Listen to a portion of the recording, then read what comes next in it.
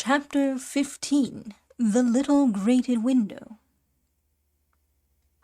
Griffiths was followed by the mastiff.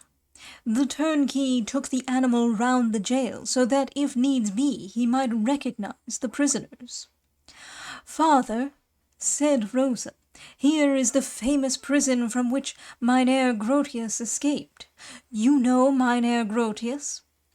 "Oh, yes, that rogue Grotius, a friend of that villain Barneveld, whom I saw executed when I was a child. Ah, so, Grotius. And that's the chamber from which he escaped. Well, I'll answer for it that no one shall escape after him in my time." And thus opening the door, he began in the dark to talk to the prisoner. The dog, on his part, went up to the prisoner, and, growling, smelled about his legs just as though to ask him what right he had still to be alive, after having left the prison in the company of the recorder and the executioner. But the fair Rosa called him to her side.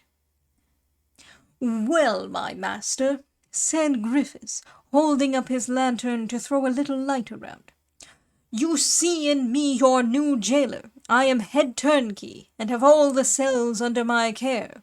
I am not vicious, but I'm not to be trifled with, as far as discipline goes." "My good Master Griffiths, I know you perfectly well," said the prisoner, approaching within the circle of light cast around by the lantern. "Hello, that's you, Mynheer van Barle," said Griffiths. "That's you! Well, I declare, it's astonishing how people do meet." "Oh, yes, and it's really a great pleasure to me, good Master Griffiths, to see that your arm is doing well, as you are able to hold your lantern with it." Griffiths knitted his brow. "Now that's just it," he said. "People always make blunders in politics. His Highness has granted you your life. I'm sure I should never have done so." "Don't say so," replied Cornelius. "Why not?" "Because you are the very man to conspire again. You learned people have dealings with the devil." "Nonsense, Master Griffiths. Are you dissatisfied with the manner in which I have set your arm, or with the price that I asked you?" said Cornelius, laughing. "On the contrary," growled the jailer, "you have set it only too well. There is some witchcraft in this. After 6 weeks I was able to use it as if nothing had happened, so much so that the doctor of the Buitenhof, who knows his trade well, wanted to break it again, to set it in the regular way, and promised me that I should have my blessed 3 months for my money before I should be able to move it." "And you did not want that?" "I said nay, as long as I can make the sign of the cross with that arm." Griffiths was a Roman Catholic. "I laugh at the devil."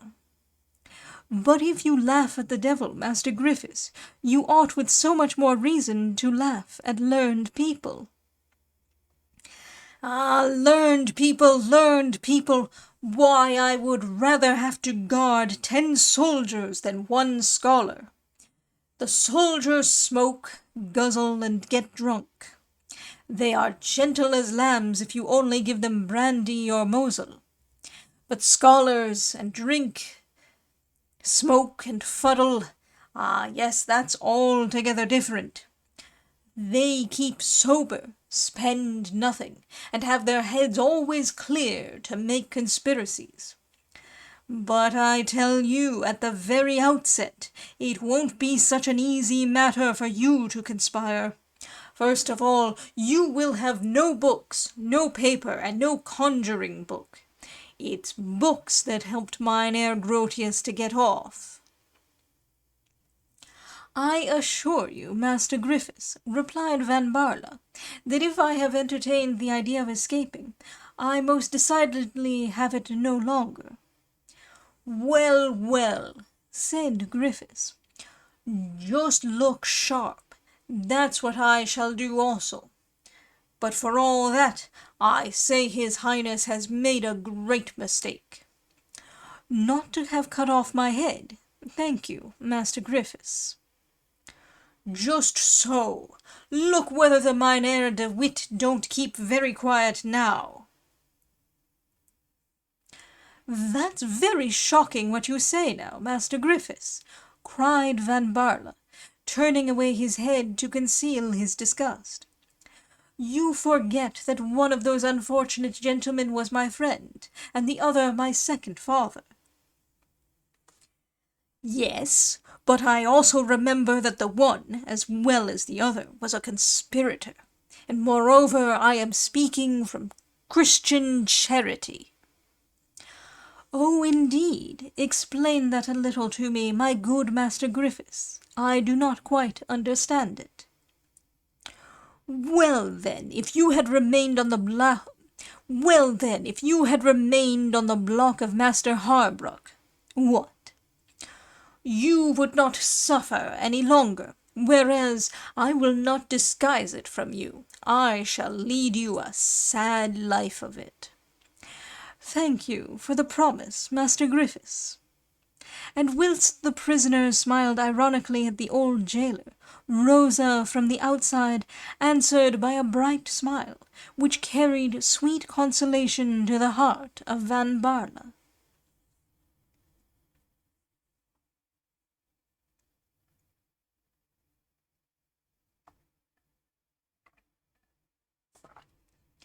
Griffiths stepped towards the window. It was still light enough to see, although indistinctly, through the grey haze of the evening, the vast expanse of the horizon. "What view has one from here?" asked Griffiths. "Why, a very fine and pleasant one," said Cornelius, looking at Rosa. Yes, yes, too much of a view, too much." And at this moment the two pigeons, scared by the sight and especially by the voice of the stranger, left their nest and disappeared, quite frightened in the evening mist. "Hello, what's this?" cried Griffiths. "My pigeons," answered Cornelius. "Your pigeons!" cried the jailer. "Your pigeons! Has a prisoner anything of his own?" "Why, then," said Cornelius, "the pigeons which a merciful Father in heaven has lent to me." "So here we have a breach of the rules already," replied Griffiths. "Pigeons! Ah, young man, I'll tell you one thing, that before tomorrow is over, your pigeons will boil in my pot." "First of all, you should catch them, Master Griffiths. You won't allow these pigeons to be mine. Well, I vow they are even less yours than mine." "Omittance is no acquittance," growled the jailer, "and I shall certainly wring their necks before 24 hours are over. You may be sure of that." Whilst giving utterance to this ill-natured promise, Griffiths put his head out of the window to examine the nest. This gave Van Barle time to run to the door and squeeze the hand of Rosa, who whispered to him, "At 9 o'clock this evening." Griffiths, quite taken up with the desire of catching the pigeons next day, as he had promised he would do, saw and heard nothing of this short interlude, and, after having closed the window, he took the arm of his daughter, left the cell, turned the key twice, drew the bolts, and went off to make the same kind promise to the other prisoners.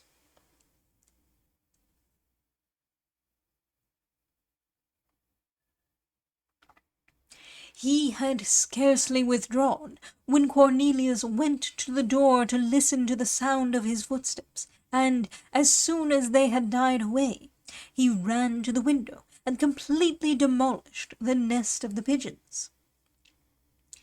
Rather than expose them to the tender mercies of his bullying jailer, He drove away forever those gentle messengers to whom he owed the happiness of having seen Rosa again.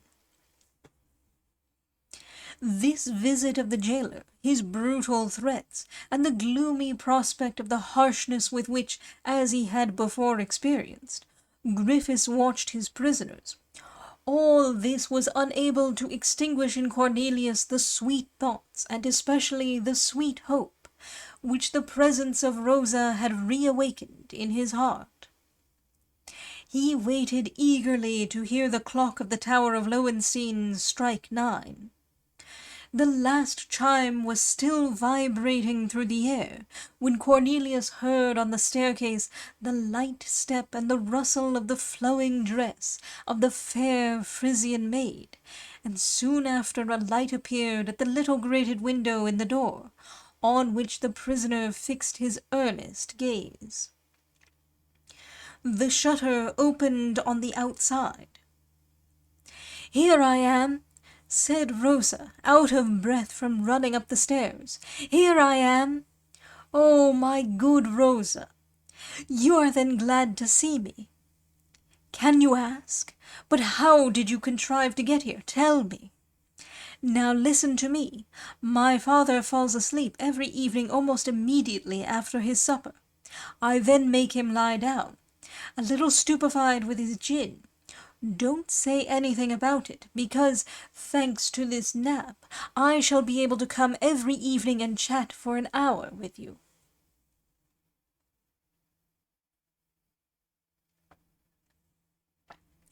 "Oh, I thank you, Rosa, dear Rosa." Saying these words, Cornelius put his face so near the little window that Rosa withdrew hers. "I have brought back to you your tulips." Cornelius's heart leaped with joy. He had not yet dared to ask Rosa what she had done with the precious treasure which he had entrusted to her. "Oh, you have preserved them, then? Did you not give them to me as a thing which was dear to you?" "Yes, but as I have given them to you, it seems to me that they belong to you." "They would have belonged to me after your death, but fortunately you are alive now. Oh, how I blessed his Highness in my heart! If God grants to him all the happiness that I have wished him, certainly Prince William will be the happiest man on earth. When I looked at the Bible of your godfather Cornelius, I was resolved to bring back to you your bulbs. Only I did not know how to accomplish it. I had, however, already formed the plan of going to the stadtholder, to ask from him for my father the appointment of jailer of Lowenstein, when your housekeeper brought me your letter. Oh, how we wept together! But your letter only confirmed me the more in my resolution. I then left for Leyden, and the rest you know." "What? My dear Rosa, you thought, even before receiving my letter, of coming to meet me again?"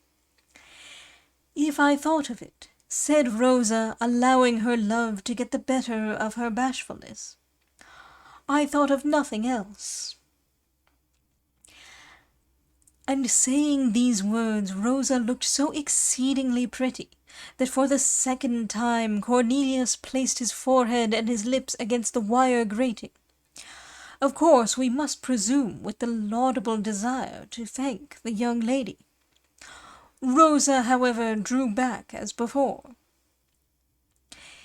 "In truth," she said, with that coquetry which somehow or other is in the heart of every young girl, "I have often been sorry that I am not able to read, but never so much so as when your housekeeper brought me your letter. I kept the paper in my hands, which spoke to other people, and which was dumb to poor stupid me." "So you have often regretted not being able to read," said Cornelius. "I should just like to know on what occasions." "Troth," she said, laughing, "to read all the letters which were written to me." "Oh, you received letters, Rosa?" By hundreds. But who wrote to you? Who? Why, in the first place, all the students who passed over the Buitenhof, all the officers who went to parade, all the clerks, and even the merchants who saw me at my little window. And what did you do with all these notes, my dear Rosa? Formerly, she answered, I got some friend to read them to me, which was capital fun, but since a certain time, well, what use is it to attend to all this nonsense? Since a certain time I have burnt them. Since a certain time, exclaimed Cornelius, with a look beaming with love and joy. Rosa cast down her eyes, blushing. In her sweet confusion she did not observe the lips of Cornelius, which, alas, only met the cold wire grating. Yet, in spite of this obstacle, they communicated to the lips of the young girl the glowing breath of the most tender kiss. At this sudden outburst of tenderness, Rosa grew very pale, perhaps paler than she had been on the day of the execution. She uttered a plaintive sob, closed her fine eyes, and fled, trying in vain to still the beating of her heart. And thus Cornelius was again alone. Rosa had fled so precipitately that she completely forgot to return to Cornelius the 3 bulbs of the black tulip.